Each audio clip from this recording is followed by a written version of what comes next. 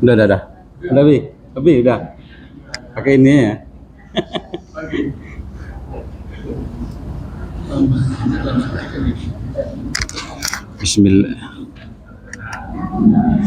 Bismillahirrahmanirrahim. Assalamualaikum warahmatullahi wabarakatuh. Alhamdulillahirabbil alamin, wassalatu wassalamu ala asrofil anbiya'i wal mursalin wa ala alihi wa sahbihi rasulillahi ajma'in. Asyhadu an la ilaha illallah wa asyhadu anna Muhammadar Rasulullah. Rabbi shrah li sadri wa yassir li amri wahlul 'uqdatam min lisani yafqahu qawli. Bapak Ibu, alhamdulillah, tak lupa kita panjatkan puji syukur kita kehadirat Allah Ta'ala bahwasanya kembali kita diberi kesehatan, kesempatan dan kekuatan sehingga kita terus bisa melaksanakan ibadah-ibadah setiap harinya. Dan salam dan salam kita sembahkan pada junjungan kita Nabi Muhammad sallallahu alaihi wasallam dengan mengucapkan Allahumma sholli ala sayyidina Muhammad wa ala ali sayyidina Muhammad. Bapak Ibu jemaah salat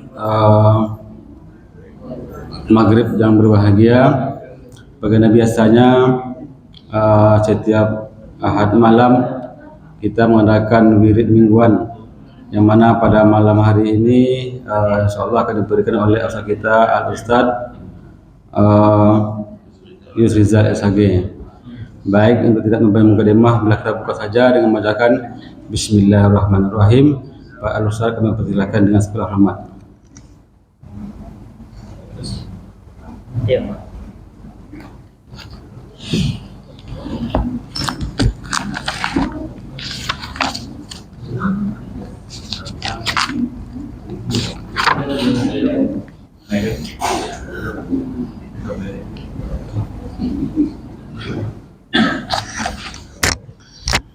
Bismillahirrahmanirrahim.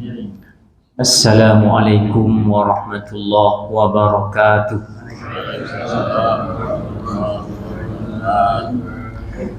Alhamdulillah, wassalatu wassalamu ala habibillah Muhammad ibni Abdillah wa ala alihi wa sahbihi wa mawala, amma ba'du.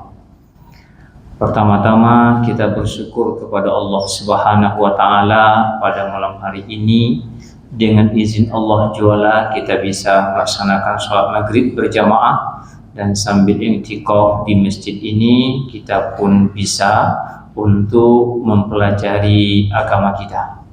Mudah-mudahan dengan bertambahnya ilmu, bertambah kokoh keimanan kita kepada Allah Subhanahu wa taala, dan bertambah paham kita dengan agama yang sudah kita yakini kebenarannya. Salawat dan salam untuk baginda Rasulullah sallallahu alaihi wasallam dengan ucapan Allahumma salli ala Sayyidina Muhammad wa ala ali Sayyidina Muhammad. Bapak dan Ibu jamaah salat maghrib yang dimuliakan Allah, kajian kita masih tentang keimanan, karena belajar iman itu membutuhkan waktu yang panjang, Pak. Membutuhkan waktu yang berulang-ulang, ya, sehingga kita paham dan mengerti tentang yang kita imani. Ada orang yang tak percaya dengan Tuhan karena persoalan Tuhan itu adalah hal yang gaib dan dia hanya mengukur yang nyata. Kalau ada yang nampak, yang bisa diraba, yang bisa dirasa, maka baru dia percaya. Kalau tak nampak, maka dia tak percaya. Maka orang ini disebut dengan orang ateis, Pak. Ya, sebenarnya ateis itu adalah orang yang tak bertuhan, tetapi sebenarnya Tuhannya adalah kebendaan. Ya, Tuhannya adalah kebendaan. Makanya dulu kita sering mendengar ketika anak-anak kecil dulu dibilang oleh gurunya, coba minta permen sama Tuhan. Nah, mintalah permen sama Tuhan, picingkan matamu, minta permen, Tuhan kasih kami permen, mana pula dapat. Nah, coba picingkan temanmu, minta sama gurumu, guru kasih permen, dikasih sama gurunya. Berarti ketika diminta kepada sesuatu yang tak nampak tak dikasih, bagi mereka berarti itu tak ada, Tuhan itu tak ada. Inilah ateis itu Bapak dan Ibu sekalian. Ya, kemudian orang Arab itu bukan orang ateis. Ya, orang Arab itu mereka mengakui adanya Tuhan. Ketika mereka ditanya, wala in sa'altahum man khalaqas samawati wal arda la yaqulunallah. Jika mereka engkau tanya tentang siapa yang menciptakan langit dan bumi, maka orang-orang itu akan menjawab Allah. Tetapi di sisi yang lain mereka mengakui Allah sebagai pencipta, tapi di sisi lain mereka sembah berhala dulunya Pak. Dan ketika menyembah berhala, dia berkata, wa ma na'buduhu illa yukarribuna ilallah. Kami tak menyembah berhala ini kecuali untuk mendekatkan kami kepada Allah gitu. Mendekatkan kami kepada Allah.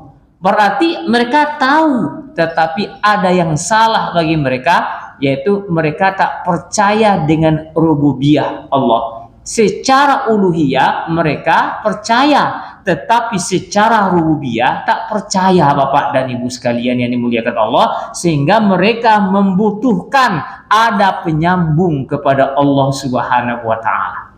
Selain dari itu mereka hanya mengatakan Allah itu hanya pencipta. Mereka tidak mengakui Allah yang menjaga, Allah yang mengatur, dan Allah yang mendidik. Mereka tak yakin itu. Sehingga ketika tidak diyakini itu, maka mereka berkata, aiza kunna izoman, apabila kami nanti sudah menjadi tulang belulang, atau turoban, atau menjadi tanah, inna lama ba'usun, apakah kami akan dibangkit lagi? Kau tengoklah tulang kau. Itu di Wa'il ditanya, ini ya tulang, bisakah dibangkit lagi tulang belulang ini? Nah, orang yang tak percaya dengan yang mengatur, dengan yang menguasai, maka mereka tidak percaya dengan hari berbangkit. Makanya ketika Allah berkata dalam Al-Quran, apa katanya? Ya ayyuhan nas, hei manusia, in kuntum fi raibim minal ba'si, jika kamu ragu adanya hari berbangkit. Kok ragu juga hari berbangkit kok? Apa kok jadi atau tidak gitu kan? Apakah memang ada atau tidak? Ragu juga di situ baru. Fa inna khalaqnakum min turab, sesungguhnya kami sudah menciptakan kamu daripada tanah. Ada orang protes, Mak. Kan yang diciptakan itu kan Adam dari tanah. Nanawa dari saripati tanah, Pak. Makanya dia disebut dengan summa min nutfatin. Nah, kemudian kami ciptakan daripada nutfah. Nutfah itu bahasa Awalnya adalah air mani, setetes darah, ya. Kemudian apa? Summa min alaqah, summa min nutfatin alaqah. Setelah nutfah ada namanya alaqah. Nutfah itu setetes, Pak. Kemudian dia menjadi alaqah. Alaqah itu artinya adalah sesuatu yang digantungkan di tempat yang disebut dengan rahim. Dia tergantung. Maka kodrat manusia itu adalah ada bergantung kepada yang lain, Pak. Itu kodrat manusia. Kalau dia mengatakan saya bisa hidup sendiri, maka itu mustahil, Pak.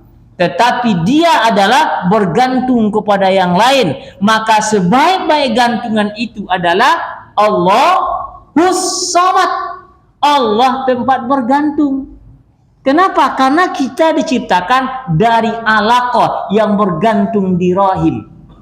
Nah, terus apa lagi? Summa min mudghatin, kemudian dibalutlah dengan tulang ada tulang dan dibalut dengan daging-daging. Kemudian ada yang lahir sempurna, ada yang tidak. Tapi sebelum itu Pak, summa nukirru fil arhami ila ajalin musamma. Kemudian kami letakkan dia di alam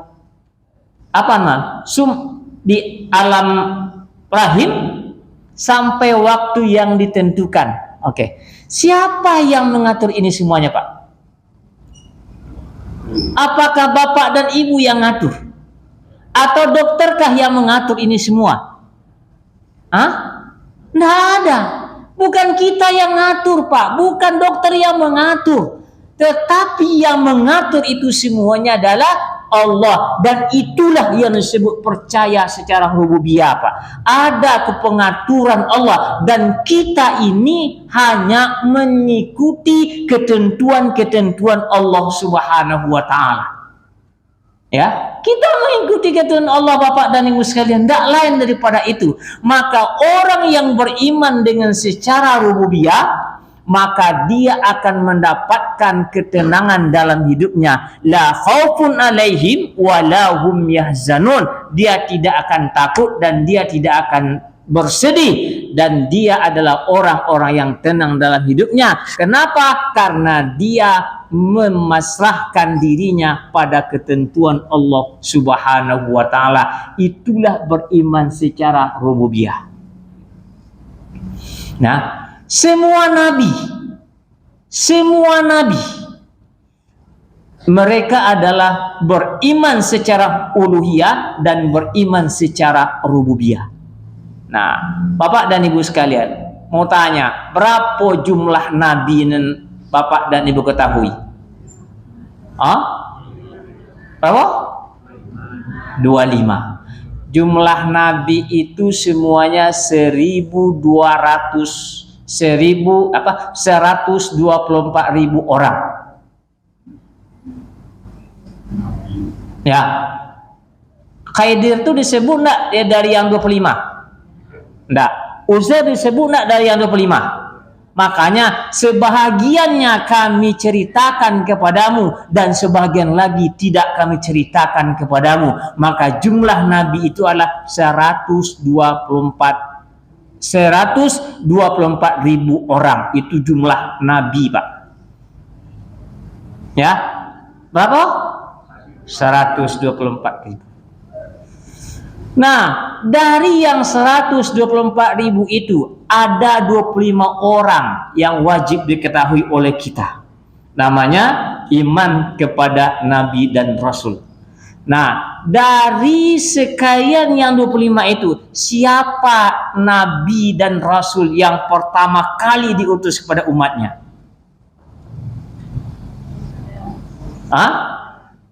Adam. Itu manusia pertama. Umatnya ndak ada. Nabi Nuh, Pak. Nabi Nuh. Inilah manusia pertama yang diutus kepada umatnya. Ya. Bapak dan Ibu sekalian yang dimuliakan Allah. Nabi Nuh itu berapa lama dia berdakwah?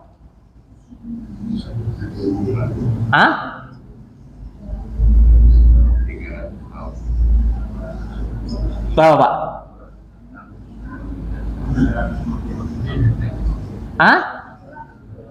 Ragu-ragu menjawabnya. Wa arsalna Nuhan ila qaumihi falabisa fihim alfasanatin illa khamsina ama. Berapa tuh? Ya, di situ disebutnya 1000 dikurang 50. Kalau 1000 kurang 50 menjadi 950 tahun. Itu Nabi Nuh lamonyo berdakwah, Pak. Awak disikoh dun lamone. Ya. Berapa orang yang beriman? 950 tahun dia berdakwah. Berapa orang yang beriman, Pak? Apa? samanina syakhsan, 80 orang. 80 orang. Nah, singkat cerita, Nabi Nuh ini berkata kepada Allah dan dia mengakui dengan rububiyah Allah. Apa katanya, Pak? Qala Nuhur Rabbi inna, apa bahasanya? Tengok lu ayatnya. Rabbi innahum asawni wantaba'u man lam yazidhu maluhu wa waladuhu illa khasara.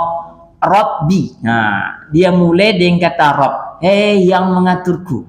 Walaupun dia tidak menggunakan harfun nida. Biasanya kalau di harfun nida kok Pak, ya ayyuha. Nah, pakai ya Adam. Ya Adam askun anta. Nah, itu pakai ya nida. Ya, Adam itu sebut dengan munada. Tapi ketika tidak dipakai ya nida, maka itu menunjukkan kedekatan yang luar biasa. Ya, kedekatan. Maka langsung disebut Rabbi, wahai Tuhanku. Nah, langsung tidak pakai ya nida. Rabbi, innahum asawni. Ya Tuhanku, ya yang mengaturku, wahai yang menjagaku, wahai yang mendidikku.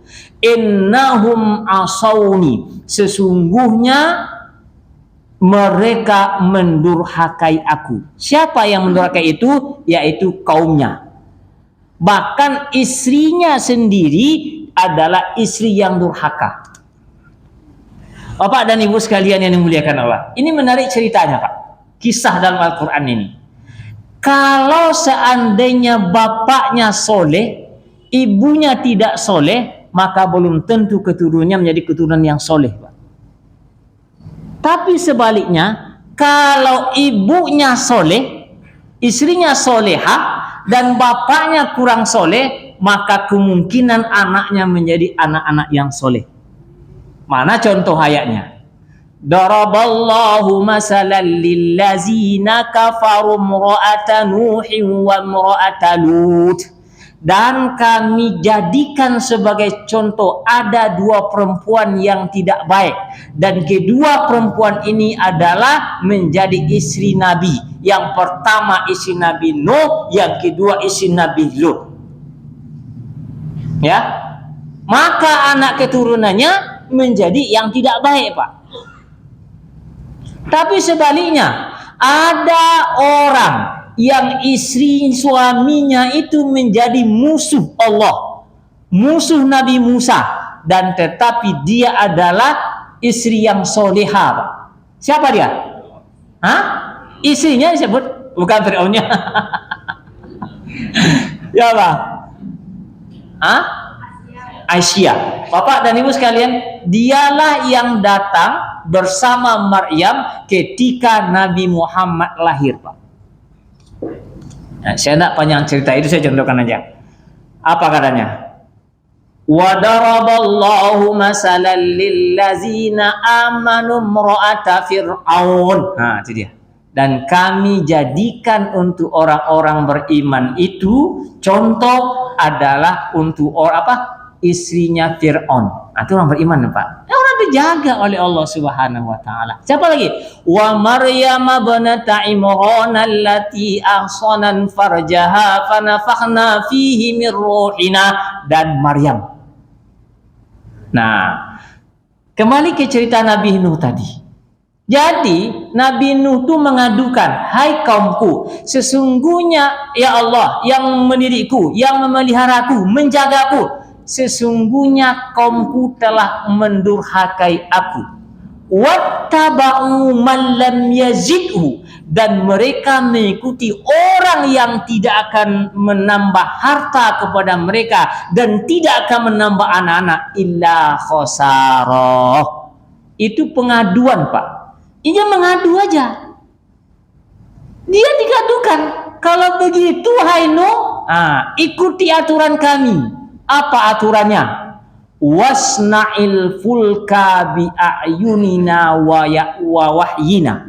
buatlah sampan dengan petunjuk dari kami dan dengan penjagaan dari kami. Surat Hud. Ya. Jadi membuat sampan itu tidak sembarang sampan nampaknya, Pak. Ya, tapi langsung petunjuknya, langsung bimbingannya dari Allah Subhanahu wa taala. Maka sampan yang dibuat itu oleh Nabi Nuh dibuat yang biasanya orang biarkan sampan itu menua apa? Dekat-dekat air, tepi-tepi pantai atau tepi-tepi danau. Di situ orang buat sampan. Tapi oleh Allah bikinlah sampan itu di mana? Di atas bukit.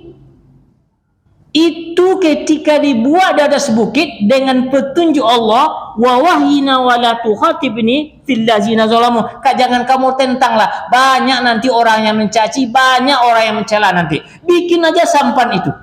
Dibikin, Pak. Maka ketika dibuat sampan itu dengan petunjuk Allah, kayunya diambil di mana, ukurannya berapa, sampai segitu. Ya. Kayunya di mana, ukuran berapa, kemudian modelnya semacam apa, dibuat semacam itu Bapak dan Ibu sekalian yang dimuliakan Allah. Kemudian setelah itu apa?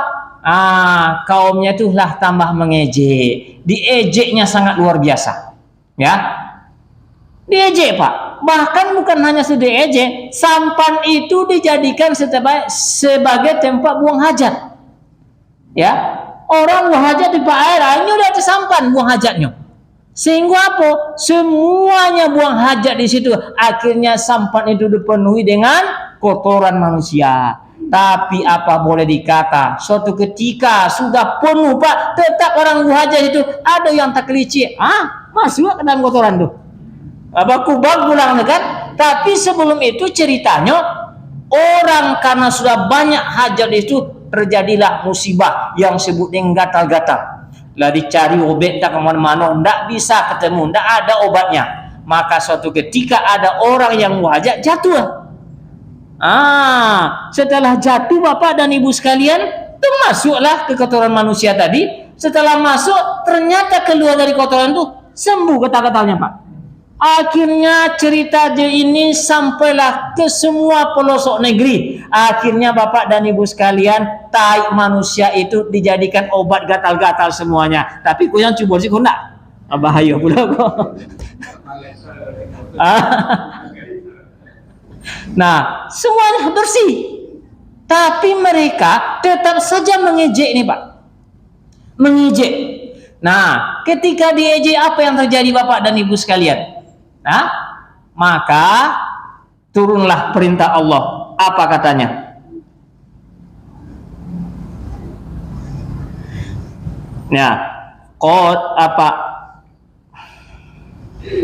Dalam surat Nuh.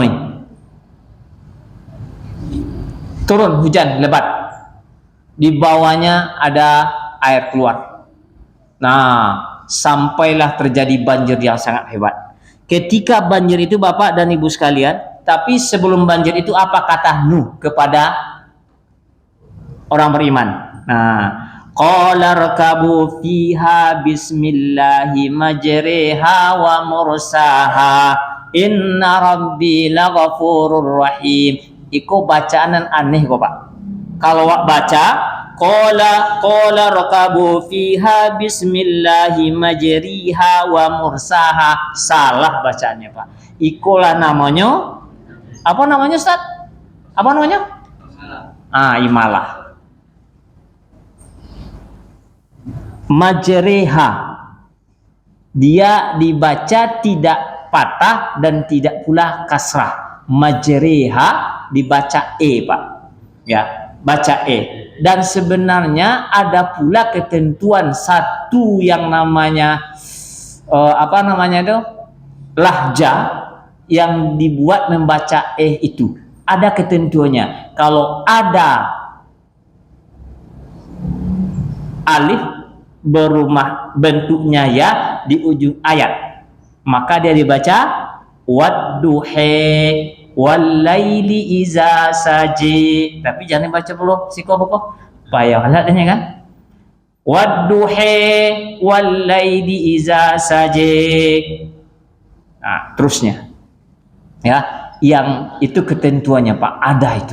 Ya, makanya Al-Quran itu diturunkan ala sab'ati abhurin, artinya ada 7 jenis bacaan yang disebut namanya qiraatus sab'ah, 7 bacaannya.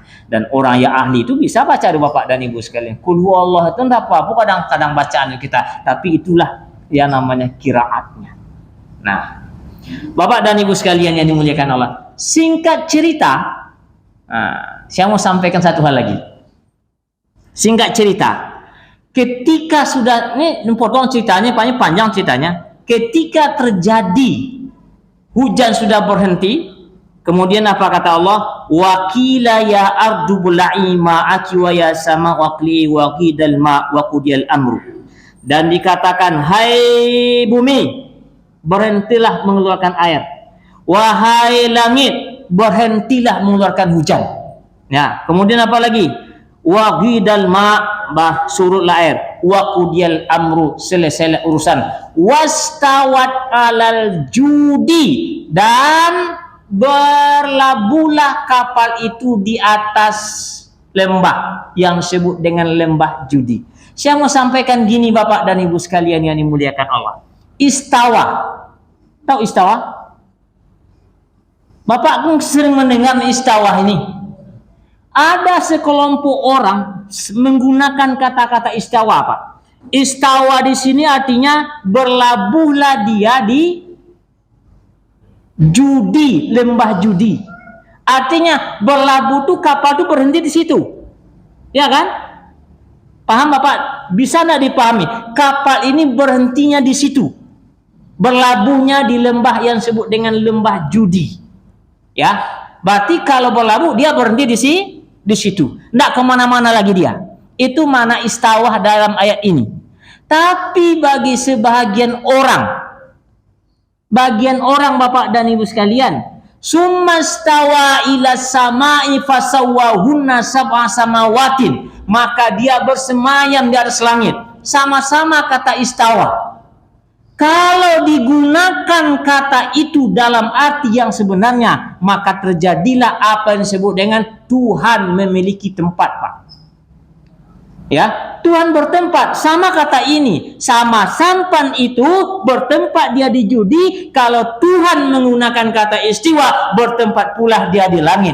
Kalau Tuhan sudah mengatakan dia bertempat di langit, maka itu menunjukkan bahwa Tuhan memiliki tempat. Kalau Tuhan memiliki tempat, sama dengan makhluk yang butuh kepada tempat. Maka ada ayat-ayat mutasyabihat yang tak bisa dipahami maknanya oleh akal manusia. Makanya harus berhenti membicarakan itu Bapak dan Ibu sekalian. Apa maksudnya? Karena dalam ayat Al-Quran disebutkan oleh Allah Subhanahu wa taala, wa amma fi qulubihim yattabi'una ma tasyabaha. Dan adapun orang-orang yang berpenyakit dalam hatinya, maka dia suka sekali mengikuti ayat-ayat mutasyabihat itu, Pak. Itu yang terjadi hari ini. Paham Bapak sampai sini? Hah? Orang yang suka nyebar-nyebar ayat mutasyabihat itu, Pak, fi qulubihim zaigun, dalam hati mereka sakit. Kalau mereka mengatakan, "Aina Allah?" Allah di langit. Kalau itu aja dibicarakan terus-menerus Bapak dan Ibu sekalian, itu menandakan dalam hatinya ada sakit, ada kerusakan dalam hatinya. Tengok surah Al-Imran itu. Makanya saya sebutkan sini wastawa 'alal judi. Istiwa ketika digunakan untuk Allah, maka dia hanya dimaknai dengan kekuasaan Allah Subhanahu wa taala. Kursi itu bukanlah tempat duduk, tapi adalah singgasana. Singgasana bukanlah tempat duduk Bapak dan Ibu sekalian, itu menunjukkan adalah kekuasaan. Paham, Pak? Nah, itulah kekuasaannya Bapak dan Ibu sekalian yang dimuliakan Allah. Itulah maknanya Rabbus samawati wa Rabbul ardi ya wa Rabbul arsyil azim. Dialah yang mengatur langit dan bumi, dan dialah yang mengatur aras yang sangat besar. Berapa arasnya? Arasnya seperti seluas langit dan bumi, lebih daripada itu. Itu adalah aras Allah Subhanahu wa taala. Tapi dia berkuasa untuk mengatur itu semuanya. Nah, itu tentang Nabi Nuh, Pak. Cerita Nabi Nuh yang mengatakan bahwa dialah yang diatur oleh Allah, dialah yang dididik oleh Allah, dialah yang dijaga. Buktinya tadi jelas ayat-ayat itu menandakan Nabi Nuh itu adalah percaya secara rububiyah. Nah, rububiyah. Lalu siapa lagi? Nah, ini contohnya Pak, banyak nih ayat-ayatnya.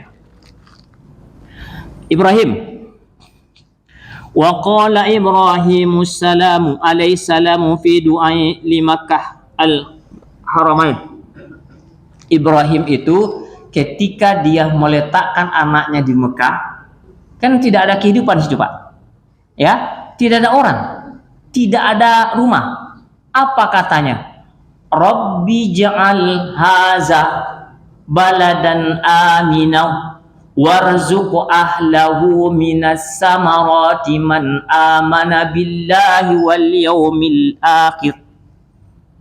Atau dalam bahasa lain ada doa juga, Rabbi qad ataitani minal mulki wa 'allamtani bukan Yusuf tuh. Ibrahim itu Rabbi ja'al hadzal balada aminan wajnubni wa baniya an na'budal asnam. Apa maksudnya? Yang mengaturku, wahai yang menjaga dan memeliharaku, mendidikku. Jadikanlah hazal balad aminan.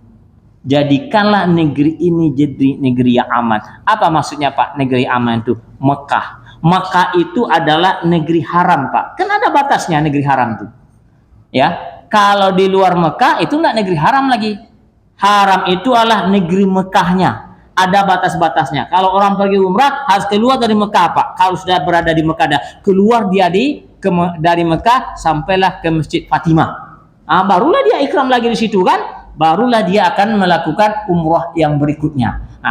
Yang didoakan oleh Nabi Ibrahim itu adalah baladan aminat. Negeri Mekah itu dijaga Bapak dan Ibu sekalian yang dimuliakan Allah. Tanda dijaganya, siapapun yang masuk ke situ berbuat salah dibayar kontan. Kontan Pak, tunai bayarnya. Anda ada tunggu-tunggu dong. Ada orang, mungkin saya sudah bercerita Bapak dan Ibu sekalian. Ada orang yang sedang berpakaian ikram itu kan orang rami. Nggak tahu Bapak dan Ibu sekalian, tiba aja ludah di wajah kawan. Dari mana ludah kau? Nggak tahu. Tentu orang banyak kan, ludah kau diambil, diapuin kau kawan orang, kau kawan yang lain. Nggak lama setelah itu, putih-putih bertimbun-timbun ludah di wajahnya Pak. Dari mana? Bayar kontan. Itu namanya negeri haram. Apapun di situ yang kita niatkan Bapak dan Ibu sekalian, dibayar kontan. Kalau ya tidak benar. Ada orang makan di situ. Tidak lama makan. Wah, tidak selera makan. Dia tidak makan. Sampai pulang menjadi tulang berudang. Dia Pak, dia tidak mati. Kenapa? Tidak makan-makan. Kenapa? Di situ dicacinya makan itu. Dulu ceritanya. Ambolah jauh lah perjalanan ambo ini kan kemana-mana jalan lah apa ada ambo tuh nah ada masalah tuh ya ketik Makkah tuh keceknya nah poilahnya solat Jumat madu jambo ini pengalaman pribadi Pak ya orang rami nah Pak kalau nanti lah selesai solat Jumat langsung tagak Pak ndak mau dewak di kampung tuh di kampung yuk berzikir dulu Pak astagfirullah gitu kan asyhadu alla ilaha terus zikirnya. Di situ mana pula orang zikir. Kenapa? Karena perintahnya apa? Wat ta'ifina wal akifina war ruk'in sujud. Tawaf itu yang lebih utama, Pak. Makanya habis salat itu langsung tawaf orang. Apakah menyambung tawaf yang belum selesai atau melakukan tawaf yang baru? Tawaf itu yang utama, ya. Karena ta'ifin wal akifin war ruk'in sujud. Sujud itu yang nomor 3. Nah, kawan tadi, Pak pagang tasambuku, orang tagak nanti sedualanya. Ayolah. Tadi awal dah selesai sembahyang sholat Jumat apa? Lah toga kan? Kira-kira 5 langkah dari tempat awal baru. Nah, adut tuh Pak terasuh tas kau dipegang Pak. Mana Pak tadi? Nah, ditengok balik. Nah, ada Pak. 5 langkah. Kemana lah Pak tadi? Buat mencari-cari sekeliling itu, tidak nampak lah. Ketika tak nampak, lah poseo mencari, menunggu segala macamnya, ndak sebut. Pulang oleh. Tanyalah je pembimbing. Pak kau tadi ndak sebut dan mau jamu poinnya kan? Carilah nama kan? Awak ori lah tak perlu mencarinya kan susah juga nih kan. Kada cari kemana kau cari le? Ada cari kironya lah agak loti Pak botomu 4:30. Nak makan. Kan bayar kontan namanya tuh. Jadi Bapak dan Ibu sekalian, itulah tanah haram. Waja'alhu baladan aminau wajadubni wa baniya an na'budal asnam. Dan tolong dia dihindarkan daripada penyembahan berhala. Dulu Ka'bah itu Bapak dan Ibu sekalian, rumah nan pertama dibuat itu apa? Hah? Yang paling pertama dibuat apa? Baitullah. Siapa yang buat? Hah? Siapa? Ibrahim? Salah Pak. Bapaknya Ibrahim. Azar le. Inna awwala baitin wudi'a lin-nasi lalladzi bi Bakkata mubarakan wa hudan lil alamin. Sesungguhnya rumah yang pertama dibuat adalah di Bekkah Al-Mukarramah. Maka itu Bapak dan Ibu sekalian. Siapa yang membuat? Nabi Adam. Itulah manusia yang pertama membuat Bapak dan Ibu sekalian. Nabi Ibrahim itu hanya menyempurnakan. Wa iz yarfa'u Ibrahimul qawa'ida minal baiti. Dan ingatlah ketika Ibrahim mengangkat pondasinya, meninggikan pondasi baiti tadi, rumah tadi, wa Ismail, dan dia berkata, Rabbana taqabbal minna innaka antas samiul alim. Ibrahim itu Pak, disitulah dia berdoa. Ya, dan sebelumnya kan banyak berhala di situ Pak. Berapa berhalanya? 360. Tengok nanti surah An-Najm. Al-Lata wal Uzza wal Manat. Hubal, tapi tak disebut di situ. Ya, yang paling gadang-gadang itu ada Lata, Al-Uzza, Al-Manat. Hubal tak disebut dalam Al-Quran itu. 3 disebut, tapi Hubal pun yang paling gadang Bapak dan Ibu sekalian, berhalanya. Tapi setelah Nabi Ibrahim itu kan ada sejarahnya kan, Ibrahim itu menghancurkan berhala, ya kan? Tengok orang sedang poi rajo-rajo kan datang ke situ, dihancurin berhala sedoalannya kan, tinggalnya godang cek, ditaruhnya di kepala, di lehernya kan, datang orang, siapa yang menghancurkan berhalaku? Yuqulu lahu Ibrahim, disebut orang Ibrahim, panggil Ibrahim, Ibrahim, kau yang menghancurkan berhala ini? Coba tanya yang besar tuh, kan di kepala, di lehernya ada kapak tuh. Apa katanya? Mana bisa dia bicara? Kenapa kalian bicara aja tidak bisa? Kenapa kalian sembah?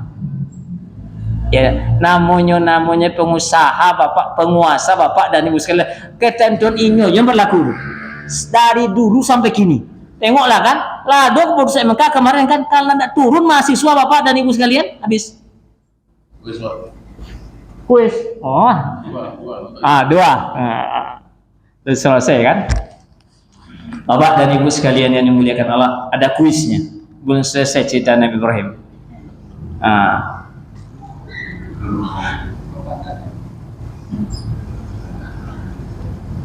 Ya. Pertama, di mana tempat berlabuhnya kapal Nabi Nuh?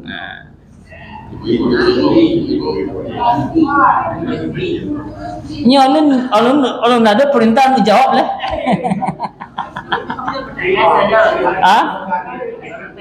Kalau lah dijawab tuh batal pertanyaannya. Pertanyaan, siapa jawab? Banyak ya. Bapak lanjut lah. Nggak lihat nih kan? Siapa yang lanjut tadi? Bu Epi mana? Di mana? Bukit Lembah Judi. Ya, Lembah Judi Al-Quran. Oke, betul. Nomor 2. Tadi ada disebut Bismillahi majreha wa mursaha. Apa namanya tuh? Imala. Istrinya Ustaz deh. Tentu dapat tentunya kan. Ya, demikian bila tauhid. Assalamualaikum warahmatullahi wabarakatuh. Rasa gini.